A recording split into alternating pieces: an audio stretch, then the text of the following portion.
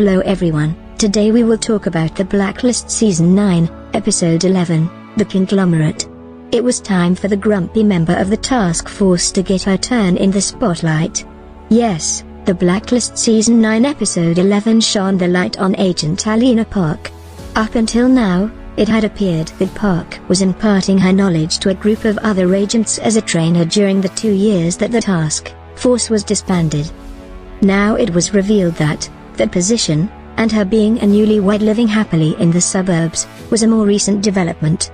Instead, she was in an assassin tag team with her previous killing despots for God and country. It sounds pretty forthright when it's described that way. Never mind how many international laws were being violated by doing so. How did this never come up before? It must have been because Harold was so excited about getting the band back together that he didn't ask too many questions. That would explain how an addict, an assassin, an international criminal's former bodyguard, and an almost tech magnate ended up hunting criminals once again off the grid. Based on Park's past dark behavior, should anybody be shocked that she could rationalize her ass off about her time as a government-sanctioned assassin? All that anger has got to go somewhere. And after meeting John Richter, it was easy to understand how Alina fell under his sway.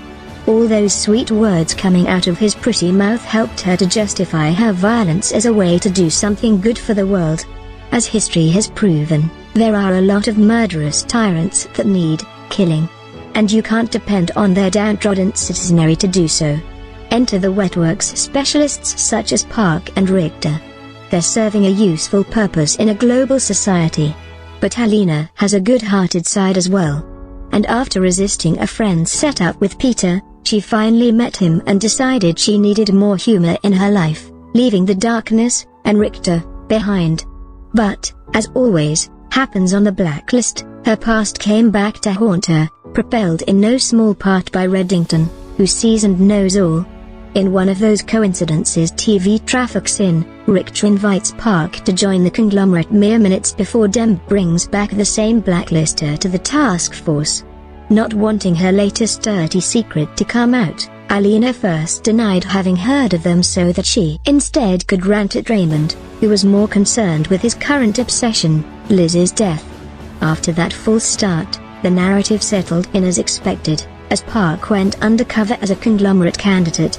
It was a fascinating setup, as explained by Richter, a chance for assassins to have job security and benefits instead of just a hole in the ground after they've gotten burned. And, yes, it was essentially a pyramid scheme, as Park opined. The series of flashbacks did help to highlight why Alina did what she did, becoming an assassin then choosing to leave that behind for love and laughter. Thanks to Richter's confronting her in front of Peter, Park finally had to open up about what she did and does and who she is if she was to have any chance of saving her marriage. Peter may not have recognized the violent monster who took out Richter, but he still saw his Alina underneath. As usual, after he set the Conglomerate investigation in motion, Reddington went his own way, determined to discover who was behind Liz's death. Following that bizarro scene with Teddy and the camel, he soon had potential evidence but no way to access it. So he looped Aram into his crusade since his young tech guy was tied up with Pledge Week. Yeah, that jibes, since Red's consultants are usually very young or very old. There was also that education on the value of camel milk, as bizarre as that was. The sheer strangeness was what made Helen talk. That laptop led to the discovery that Liz was somehow being tracked by whoever was working with Van Dijk. Poor Aram felt like he was disturbing their dead when he searched Liz's clothes for some tracking device. Raymond did have a motivation for bringing the Conglomerate to the task force. He genuinely believed they would lure away Park, and he couldn't have that. As she proved, coming up with the unique method of locating the tracker by establishing when it was last in use. So the tracker was somehow embedded in Liz. Next is exhuming her, remains to retrieve it, the next step of Red's treasure hunt. Is anyone else losing enthusiasm for this particular storyline? Demb certainly seemed to be in that early scene. There's plenty of blame to go around in her death. How will knowing all the details change things? She's gone. She's not coming back. How much more closure does Reddington need? How about shifting to Harold soon? That storyline about him being framed for the murder of his wife's ex-lover is still hanging.